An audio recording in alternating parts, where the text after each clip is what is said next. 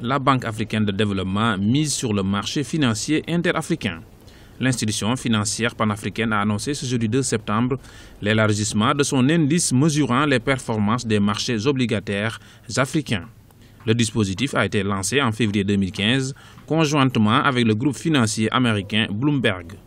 Cette mesure offre plusieurs perspectives aux différents marchés financiers, mais également aux différents acteurs économiques du continent. Effectivement, la Banque africaine de développement donc souhaite étendre le périmètre de son indice de performance des marchés obligataires. Je pense que c'est important pour le continent africain de façon générale, mais aussi au niveau régional, surtout pour les bourses, les marchés financiers qui sont intégrés, comme c'est le cas de l'UMOA, c'est le cas aussi de la CEMAC.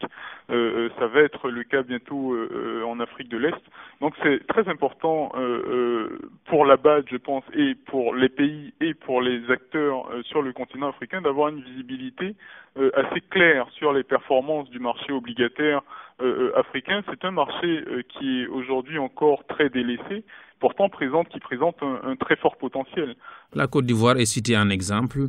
Le pays a opté pour une intensification de ses investissements et emprunte régulièrement sur les marchés locaux. Un choix que plusieurs pays devraient suivre afin de valoriser les marchés financiers africains pour plusieurs raisons. C'est des marchés qui sont historiquement, qui ont toujours eu la réputation d'être très peu profonds, mais au contraire, aujourd'hui, on se rend compte que les capitaux sont disponibles sur les marchés obligataires. La seule question, c'est quels sont les mécanismes qui permettent de faire le pont entre ceux qui ont le besoin capitalistique, donc qui se tournent souvent vers les banques qui leur refusent le financement ou qui se tournent vers d'autres institutions financières. Comment est-ce qu'on fait le pont entre ces acteurs-là et les marchés financiers? Je pense que c'est une question à la fois de promotion, mais aussi de visibilité.